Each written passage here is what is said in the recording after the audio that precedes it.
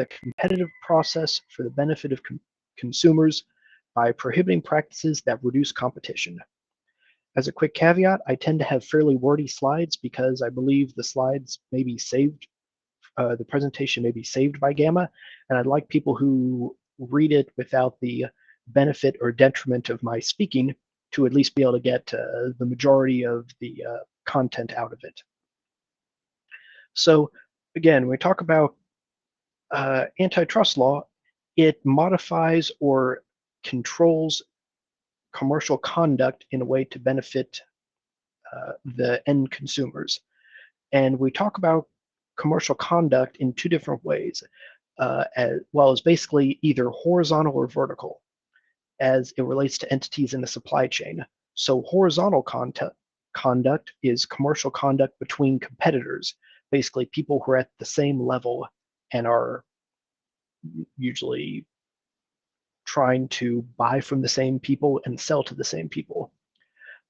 Vertical commercial conduct is between entities at different levels of the supply chain, which could be, a manufacturer to a publisher, or a publisher to a distributor, or a wholesaler who sells to a retailer, or a publisher who sells directly to retailers or directly to end consumers.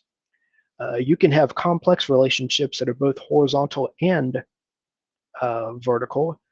For example, if I'm a game publisher and I sell my game through a distributor to retail stores, but I also sell it directly to end customers on my website.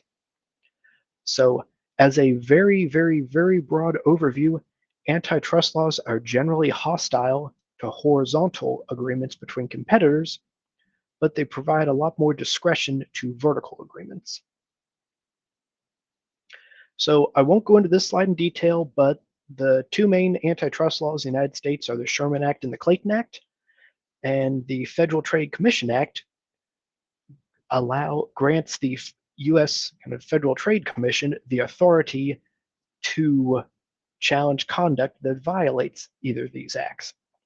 And if there is an antitrust issue, sometimes it is raised by the FTC, and sometimes it can be raised by a lawsuit by a competitor or by somebody who believes they are being harmed by whatever the anti-competitive activity is. And as a caveat, I'm going to be talking about federal law. Some states have stricter laws than the federal government. So that's the advantage of living in this kind of system we have here in the United States, is there is a hodgepodge of different rules. The federal government kind of sets what it considers a base standard, and the states have the ability to be stricter if they are so inclined, and some do. So we're going to start by talking about vertical restrictions, or vertical restraints of trade, which relate to interactions between a entity and its customers, which are downstream, and its suppliers, which are upstream. So a vertical restraint is a condition imposed on a seller by a seller on a buyer, by a buyer on a seller. They often relate to pricing, but they don't have to. It can be a lot of other aspects as well. So under US federal law, vertical restraints are mostly analyzed under the rule of reason. I'm going to use the phrase rule of reason several times during this talk. And it basically is a balancing test, or a balancing act, where a court or the FTC will examine the nature of the agreement between the entities, whether it has caused or is likely to cause competitive harm, and if it is likely to cause competitive harm or has caused harm, then they'll analyze whether the benefits of the agreement and the restraints on trade are reasonably necessary to achieve those benefits. So let me give you an example of a restraint on trade, a vertical restraint on trade that somebody might want to do. Let's say I am a game publisher and I have a great new game called Space Wars, but people really aren't paying a lot of attention to it. And I want to get some retail stores to promote it. So I may make a deal and say, hey, you particular retail store in this city, if you sell my game or if you do training and you promise to do so many demos, and you're going to put my game front and center on your display rack, then I will give you some demo copies. I will give you signage. I will give you these like little cards you can give away to your customers. I will give you little like spaceship doodads or spaceship toys you can give away. So, and but I won't give those to any other store. So in a sense, I am doing a certain restraint on trade that I'm kind of giving a benefit to one retail store that I'm not giving to other retail stores. But the rationale for that is to improve competition at my level. I'm trying to take market share from other publishers who are selling games. I'm not, the intent of it is not to modify the say or change the business or the commercial conduct between stores. And if I didn't have some sort of restraint on trade, then there would be no encouragement for the retail store to invest in my product. And the restraint on trade is also intended to protect against free riding, because let's say this store put a lot of investment and time into training up my product, and then I give all the same kind of deal or the same promo stuff to stores who did or did not put my product front and center or invest in the training and advertising of my product, then the store that does put in the investment would be at a competitive disadvantage against the ones who didn't, because they would sort of free ride along getting all the freebies. So I think I mentioned briefly in my last talk, and I'll mention again here, people are very creative when it comes to money or making money. So there are many, many different types of vertical restraints, and people can arrange them in many different ways. For that reason, I'm going to talk about some exemplary restraints on trade and some comments on certain ones of those. But the general rule of thumb is that most of them are analyzed under that rule of reason that I mentioned a few slides ago, and I will mention again several more times. So one type of vertical restraint that you should particularly think about is a resale price maintenance agreement. It's basically where a supplier of a product and the downstream retailers agree on a maximum or minimum resale price. A maximum RPM is rarely challenged. Consumers don't get angry if there is a ceiling on the price they'll pay, but minimum RPMs have been found illegal in several states, and several states also have statutes that make them per se illegal. Per se means just by its definition, on its face. So it doesn't matter if a minimum RPM has any effect on trade or not. It doesn't go to the rule of reason. It's just straight unlawful. So the prudent position is to avoid minimum resale price maintenance agreements. Now, again, I mentioned people are clever when it comes to thinking of buying and selling things, and that moves on to minimum advertised price policies, which are similar but different and typically considered lawful. In a MAP policy, the supplier of a product requires resellers to advertise or display resale prices above a fixed minimum, but the MAP agreement does not it does not permit the reseller to advertise a discount, but it does not actually prohibit giving a discount or controlling the actual price. It only controls the price that the product is advertised at, not the price that the product is actually sold at. MAP policies are typically found to be legal and lawful, with the caveat that if the majority of the suppliers in a given industry adopt the same policy, then it can be considered sort of a collaborative action amongst competitors, which will be talked about later in the presentation. So MAP policies are fine. I've drafted them for a number of entities in the hobby gaming industry.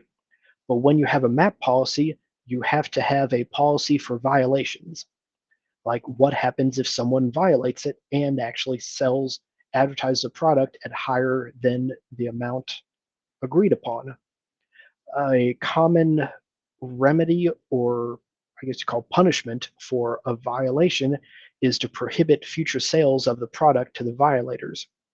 Now, if you have a map policy, it's important that you actually follow the policy and follow it consistently, because otherwise you could be engaging in, next slide, price discrimination. The Robinson-Patman Act, which is one of the names of the acts that was listed a few slides ago, it prohibits a seller from discriminating in price between different buyers when the discrimination adversely affects competition. You can see how some of these can interact with each other, because if I have a map policy and one entity violates it, and let's say I have a game called Space War. It's a great board game, everybody loves it. I sell it for $30, or $30 is my my MSRP price, and I have a map policy that says no one can advertise it for less than the MSRP. If store A advertises it for $25 and store B down the street advertises it for $30 like it's supposed to, store A is violating the map policy. But if I don't enforce it against store A, or actually, here's a better example. Let's say store A and B are both advertising it at $25 below the map price, but then I seek to enforce the map against store A but not store B. I am discriminating between those two stores. Now, the Robinson-Patman Act prohibits discriminating price between different buyers when it affects competition, but it only applies to commodities, which are tangible goods of like grade and quality. So if I have a regular version of my game Space War, and then I have a deluxe version that has, it has like little meeple figurines instead of cardboard punch-outs or something, then the two versions of the game are not the same grade and quality, so they don't need to be the same price. The Act, Robinson-Patman Act, also applies only to similarly situated buyers in the same market. So if I have higher shipping costs to store A than store B, I can charge them different prices because they're not similarly situated. One has higher costs on my end to get the product than the other.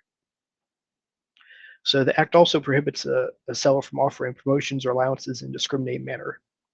And what actually is discriminating? Determined under the rule of reason again. Some other possible interactions between customers and suppliers are dual distribution. Those relationships occur when a producer sells its goods to both distributors and directly to the end consumer. So because of that, a producer can have both a vertical relationship with its distributor, because I supply my game to a distributor who then resells it, and I also have a horizontal relationship with the distributor because I'm competing with the distributor for sales to the end consumers. So people are creative and they can think of lots of ways to restrict trade. It can be relating to price. It could be terms like allocating customers, something like I will sell my game in person at booths at game conventions, but I won't sell it to anyone else apart from that, and everyone else the distributor can sell to. So that is a restraint of trade with a dual distribution relationship. Another type of interaction you can have with these sorts of vertical relationships are most favored nation provisions, which is basically you have language in a contract that states you give each other the best price or the best terms. So if I am, let's say I'm still a game publisher selling my Space War game, and I talk to the first distributor I talk to says, yes, I'll carry your game, but you have to but any price, if you offer your game to any other distributor at a better price, my price will automatically convert to match that better price. So I always get your best price. Those are not uncommon. Some other ones are distribution restrictions. You can divide things up by territory. You can divide by customers. You can say, you sell in these. You could say, I will sell to you, but you can only sell in certain states. I will sell to you, but you can only sell to retail stores. You can't sell online, etc. Or I will sell to you, but I reserve all online sales to myself. Other ones are exclusive dealing, tiling, bundling. We'll list those real quick. Exclusive dealing, requiring a customer to deal with only a specific supplier and to refrain from purchasing goods from that supplier's competitors. Tying, that's when you have, when you have a popular product and you tell a seller, I won't sell you my popular product unless you also buy this less popular product from me. Or bundling, where you have a collection of products that are all sold together at a lower total price. So these are all different ways of restraining trade between customers and suppliers. They're all analyzed under the rule of reason, which again is that the arrangement is analyzed to determine whether it has caused or is likely to cause a restraint on competition, and if so, then the desired benefits of the arrangement are reviewed to see if the restraints are reasonable in light of those benefits. So again, there are not a lot of bright line rules in this,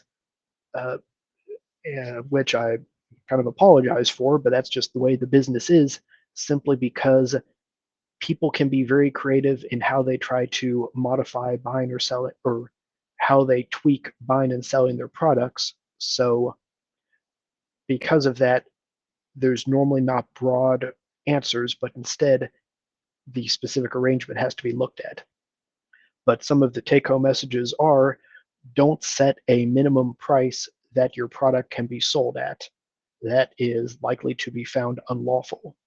However, a MAP policy where you set a minimum price that your product can be advertised at is generally considered lawful. You just have to have a policy as to how you will enforce that, how you will enforce the MAP, and you have to follow that policy uniformly. And I did mention this talk is a good deal shorter than my other one. We're already about halfway done with it. And with that, we move on to the next section, which is interactions between competitors. And these are considered horizontal agreements rather than vertical agreements. These types of horizontal agreements are generally viewed more skeptically than the vertical agreements. And we've talked about the rule of reason several times. Vertical agreements are almost always viewed under the rule of reason. Horizontal agreements can be per se unlawful. That means there's no analysis as to whether the agreement has any impact on competition or not. It's just plain illegal. So those are the bright line things you do not want to do. What are they? Number one, fixing prices or output. That's an agreement among competitors that raises, lowers, or stabilizes prices or competitive terms. Let's use dice, for example. Let's say all the companies that make good old-fashioned six-sided dice say, you know what, we haven't been getting our proper share of the cash. Let's agree that no one will sell six-sided dice for less than, even the most basic versions, for less than a certain amount. That's a fixed price, and that is per se illegal. Other ones could be if all the competitors come together and decide to give a fixed competitive term. If all the manufacturers of dice work together and say, let's all agree that we won't give any discounts, any volume discounts for anyone who buys less than, say, 10,000 dice. And they all agree to that. That is another fixing of, it relates to fixing the prices, and it's an agreement between competitors. So that is per se illegal. Don't do that. The next one that is per se illegal is bid rigging. And that is an example where if business contracts are awarded by soliciting competitive bids, coordination among the bidders undermines the bidding process and is often illegal. So examples of that would be, let's say that I'm a publisher, and for some reason I say I only want to work with one distributor, and I ask all the distributors to give me a bid for the best price at which they will, acquire my game from me. If the distributors decide to talk to themselves and they say this guy's a jerk, we don't want him bothering us like this, and they decide, okay, distributor A, you go make a bid, and the rest of us are not going to bid, or we're going to. But then the next time one of these comes out, distributor A, you step back, and then one of us takes it. So we take turns. That is bid rigging. Another example of bid rigging is if all the distributors get together and say, hey, let's agree that we're all going to bid the same price so that this guy can't try to seek the lowest cost or seek the best deal. That's another example of bid rigging. Don't do it. If there's a competitive bid process and somebody invites you to coordinate and some competitor invites you to coordinate your actions, don't do it. The next one is allocation of markets or customers. And we talked about that before. That is analyzed under the rule of reason if it's done with vertical relationships. If you say, okay, I'm a game publisher, I'm gonna work with this distributor in these states and this other distributor in these other states, that's back to the rule of reason. That's probably fine. But when it's competitors saying how they're going to divide up markets or customers, that's a different animal. So that's something you have to be careful for. Now, again, it's a little odd in the hobby gaming community because people are selling usually unique products. My game is not the same as your game. But when you think of things that are a bit more commodity like let's say just standard run-of-the-mill six-sided dice, those folks could all get together and say, I'm going to sell my dice to these companies, you sell your dice to these companies, we're not going to sell, or we refuse to sell from each other's customer groups, and then we can both raise our prices a little bit because they won't have any other options for anyone else to purchase from. So again, allocation of markets or customers between competitors is unlawful. Another one is group boycotts, and that's an agreement between competitors not to do business with targeted individuals or businesses, and this is particularly egregious if the competitors working together have market power, which means that they collectively have enough of the market that they can kind of control what's going on. Like, let's say if there are 5 game distributors and they all agree we're not going to carry this game because we don't like this person or for some reason, that would be a group boycott. And if all 5 of the 5 game distributors do it, they have market power and their agreement has prevented that game from getting to the market. But if there are 50 distributors and 5 of them agree they're not going to carry the game, it may not be as relevant because there's still 45 other distributors who would carry the game. And we mentioned group boycotts. It doesn't mean that people can't have opinions or you can't act off the reputation of entities. Like, let's say there's a distributor and they sell to a retail store and that retail store just doesn't pay its invoice. Then eventually the distributor says, I'm not selling to this person, they're not a reliable payer. And then maybe some other distributor says, hey, have you worked with this store before? And the first distributor says, yeah, we don't work with them, they don't pay. And then the next distributor says, I think I might not sell to them either, because if they're a risk of not paying. That's not a group boycott. It's not a formal agreement. It's just reputation spreading. And that is fine. No one is forced to work with someone they don't want to work with, but but individual companies making their own individual decisions not to work with an entity is different than having some coordinated action not to do business with a particular individual or entity. Now, there are other interactions between competitors that are not per se unlawful that go back to that good old rule of reason. One of them is a no poach agreement, which is basically an agreement between competitors not to hire or recruit each other's employees. And no poach agreements can have no legitimate value. Like if there are two competitors that are, or say two different game publishers that are working together on some joint project, and they make an agreement that no, I won't hire your people working on the joint project, and you don't hire my people working on the joint project during the term of the project, because if you do so, it'll mess up how our collaboration is working. Those sorts of no poach agreements are generally considered reasonable. But if you have what's called a naked no poach agreement, which is just you don't hire any of my people, I don't hire any of your people flat, those are often considered violations of antitrust law. Oddly enough, I don't know if it's odd, but there used to be a lot of that in Silicon Valley, that a lot of the big companies like Facebook and Microsoft and Apple and Google and them would sort of unofficially say, you don't hire my people, I don't hire your people. That way they can't jump to a different job to get better salary and kind of keep costs down for the companies. And that is a kind of violation of the competitive process and hurts the employee salaries.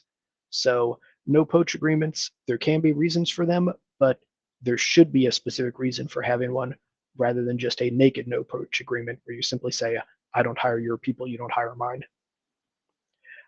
Another type of interaction between competitors that are analyzed under the rule of reason are joint ventures. That could be something like a production joint venture where competitors are working together to bring kind of a joint product to market. Marketing joint ventures, buying joint ventures is kind of an interesting one. It's where you can get economies of scale. Let's go back to the dice companies, for example. Let's say we're back in 2020 and there are lots of shipping and production issues are kind of at their height. Let's say late 2020, early 2021 or something. And they have a hard time getting plastic for dice. But if they make a really, really big order, they can get a lower price and guaranteed delivery. So a bunch of dice companies all get together and say, we don't buy enough plastic individually, but if we all work together, we can get a big order and then get a discount, which we'll split between ourselves. So that's sort of a reasonable buying joint venture where competitors are working together for a purpose that is not intended to harm competition between them. Again, there can be all sorts of different interactions between competitors that I did not identify.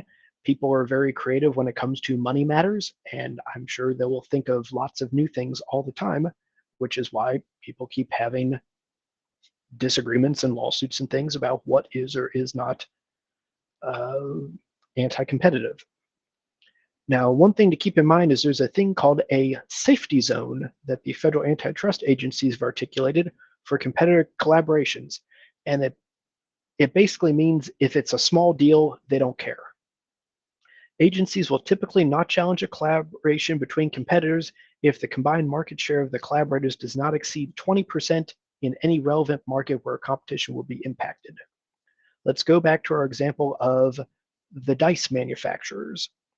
Let's say that a few of them decide to get together and do some joint purchase or some joint marketing or whatnot. If they collectively do not exceed 20% of all the dice that are being sold, then they would likely not even be there would likely be no review or analysis. It'd just say you're too small, you're in the safety zone, you're not affecting competition because you're not big enough. But again, the safety zone does not apply to per se violations. If somebody, if competitors agree on some sort of coordinated pricing or some sort of bid rigging, it doesn't matter if it's not everybody that does it, that's still a per se violation. And with that, we're going to jump to the subsection of interactions with competitors, which is how do trade organizations affect that? Because you know, there are a lot of publishers in GAMA. There are a lot of retail stores in GAMA. There are a lot of distributors in GAMA.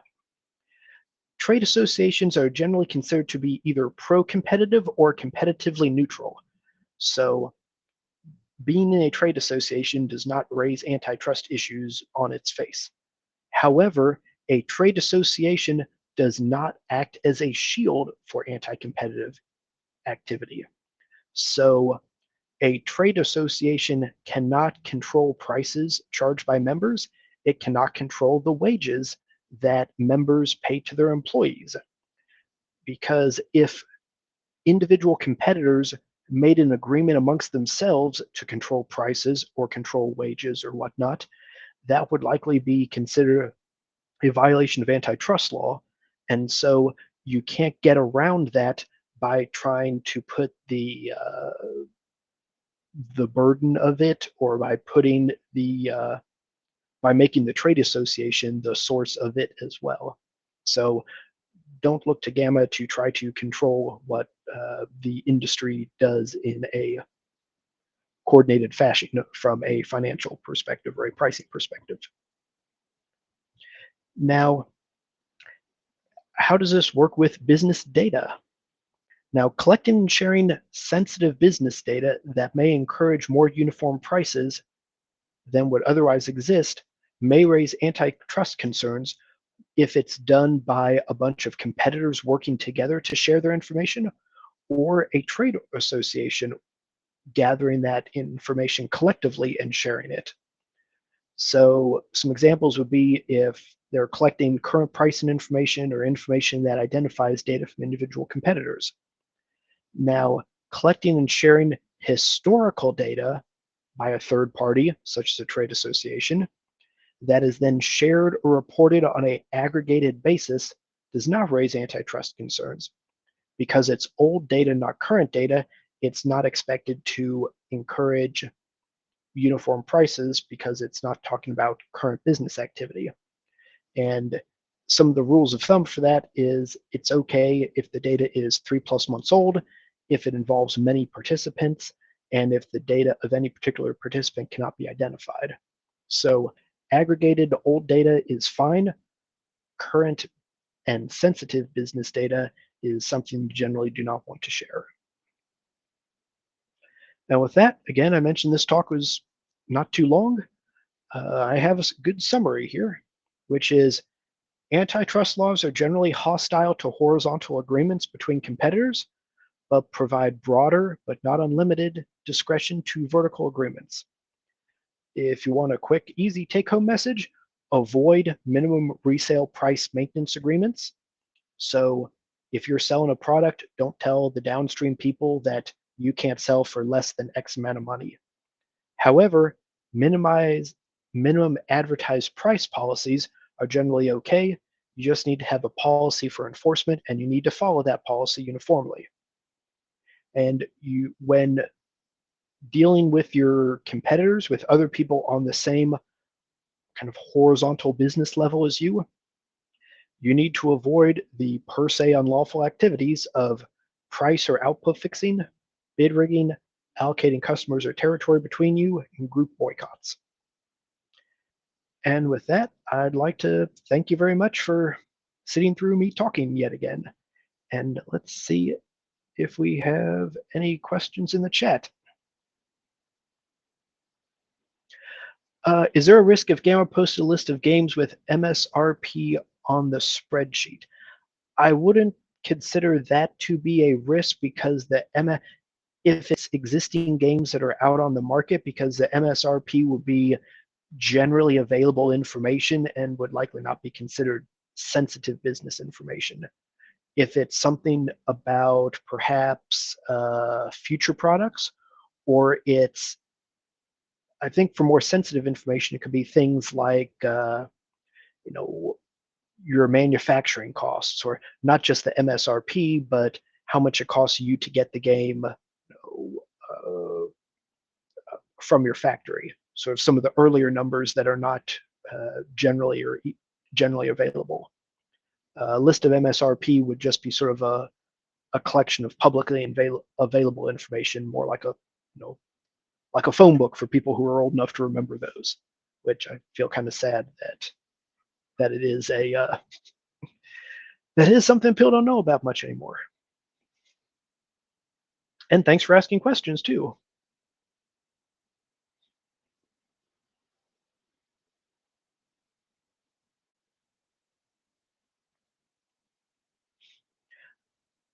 Well, Kylie, that's an interesting question. That is a possibility, yes. Sorry, I should probably read these out loud. The question is, I understand that trade association does not protect a group of competitors from an antitrust violation.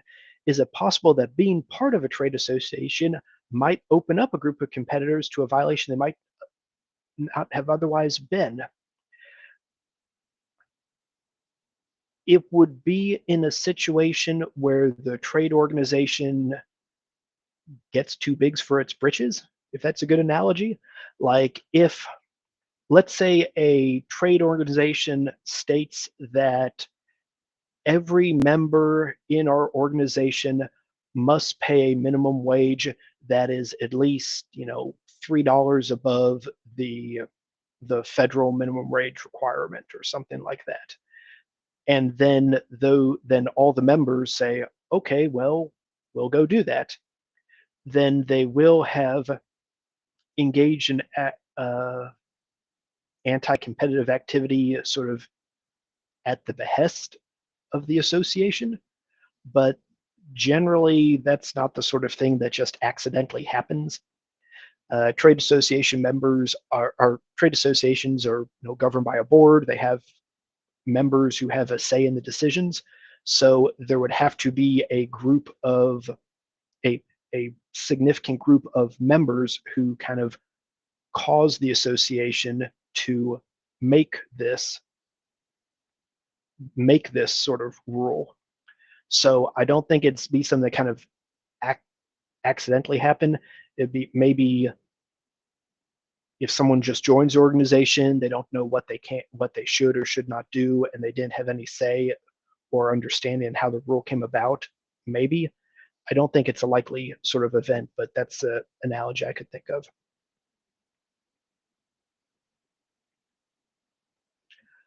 Oh, John has a question. Gamma's been asked to collate and report wages earned by position type. You mentioned historical would be okay, but not current. Other considerations? Yes, other considerations would be you would have to make sure that, oh yeah, there's Frank's question. Sorry, I'll say that. I'll get to yours in a sec, Frank. But John, for your question again, you would want the data to be historical. You would want it to be mainly you want it to be aggregated. You want to have enough participants and broad enough categories of personnel that someone reading the data couldn't associate it with specific companies. And nobody's going to say, oh, I look at the data, and because it's broken down so much of this type of job in this city, in this state, well, that means that's probably Fireside Games. So now I know how much they pay their people. You just want to be broad enough categories and enough members that nobody can tell the individual, that you can't pick out individual participants. And for Frank, he had a question, which is, when dealing with companies from different countries, is each company responsible for the rules in both countries? That is a interesting question, and I don't mean this to be a dodge, but it would be more fact specific, because the way the different types of interactions are, some may involve uh, more of what you would call availing yourself of the other country's laws, and the other one wouldn't. Like, uh, let's say Germany has very strict antitrust laws. I don't know much about German laws, so That'll just be a theoretical. And then you make some restriction on trade regarding, like, let's say you just make a map policy and you say, I want this map policy to apply to all my customers or to all of the distributors I use. And I have a distributor in Germany, and I have a distributor in the US, I have a distributor in Canada. For something like that, your policy would be affecting how people sell in another country. So in that sort of case, yes, if your policy that you originate as a US country, it may be relevant what the German laws are if you are controlling prices in Germany. So yes, it can be complicated.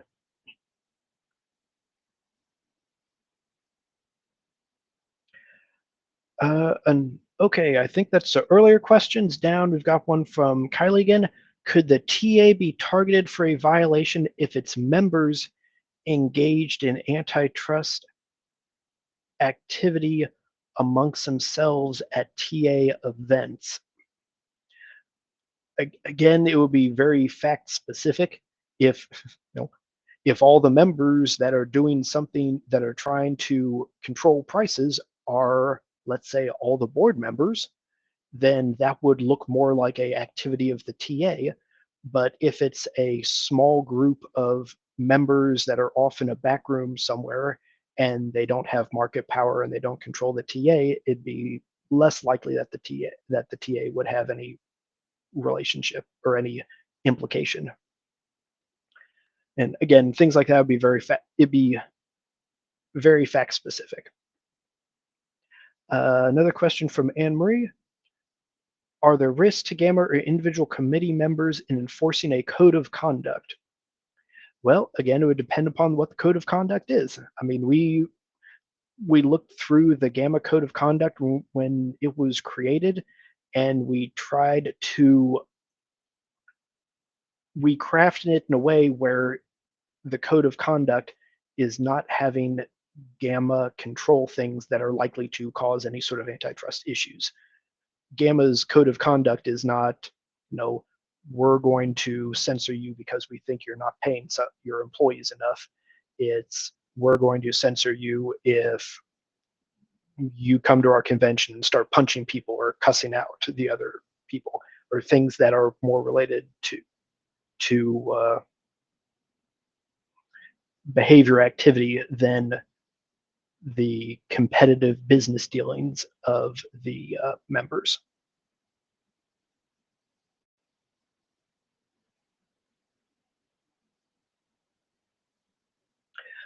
That's a Kylie has another question. Is removing or prohibiting someone from joining the trade association a potential violation? Highly unlikely, but it would depend upon why they were being removed or prohibited.